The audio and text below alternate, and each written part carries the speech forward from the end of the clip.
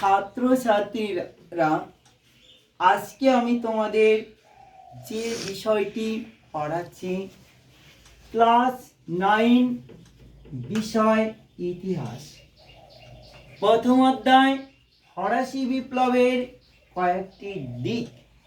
তার মধ্যে আজকে যেটি আমি তোমাদেরকে পড়াবো সেটি হচ্ছে রুশো।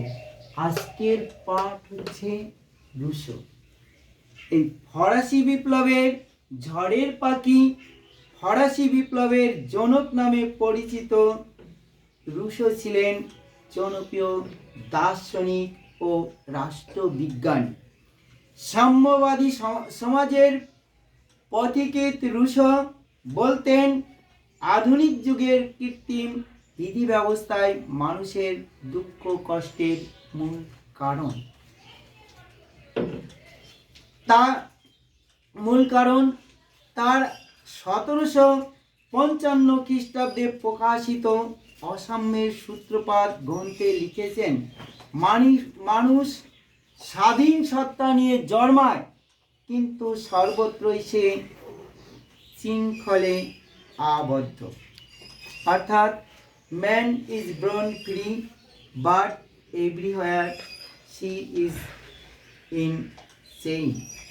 অর্থাৎ একটা শিশু যখন জন্মগ্রহণ করছে সে নিষ্পাপ নিষ্কলুষ, কিন্তু আমাদের সমাজের মধ্যে এসেই সে কলুষিত হচ্ছে এবং নানান সামাজিক বাধা নিষেধের বেড়াজালে সে আবদ্ধ হয়ে পড়ছে। সামাজিক বৈষম্য ও শ্রেণী শোষণের বিরুদ্ধে সুস্থ সুন্দর সমাজ গঠনের স্বপ্ন দেখিয়েছিলেন তিনি মানুষকে। গণতন্ত্রের পূজারী রুশো তার অপর গ্রন্থ দ্য সোশ্যাল কন্ট্রাক্টে ঐশ্বরিক অধিকারের পরিবর্তে জনগণের সার্বভৌমত্ব প্রতিষ্ঠা কথা বলেছিলেন।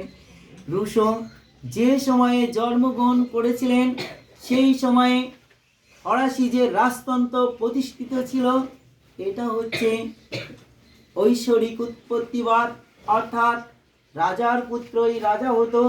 এখানে কোনো গণতান্ত্রিক ব্যবস্থা ছিল না। রাজাকে ঈশ্বরের প্রতিনিধি বলে প্রতিষ্ঠিত করা হয়েছিল। রাজা জনগণের কাছে কোনো কৈফিয়ত দিতে রাজি ছিল না, রাজার ইচ্ছাই ছিল আইন।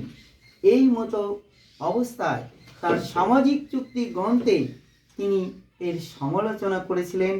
ঐতিহাসিক হ্যাসেল রুশোর প্রভাব সম্পর্কে লিখেছেন, রাজনৈতিক ও অর্থনৈতিক কারণে ফরাসি বিপ্লব ঘটলেও রুশোর লিখনী ফরাসি বিপ্লবের যুগান্তকারী প্রভাব ছিল। অর্থাৎ ফরাসি সমাজে যে বৈষম্য ছিল তিনি তার গ্রন্থ সোশ্যাল কন্ডাক্ট এবং অসাম্যের সূত্রপাতের মাধ্যমে জনগণের সামনে তুলে ধরেছিলেন এবং জনগণকে প্রভাবিত করেছিলেন। এর পরবর্তী ক্লাসে তোমাদের নিয়ে আসা হবে ফরাসি বিপ্লবের কারণ। ভালো থেকো, আগামীতে আবার দেখা হবে।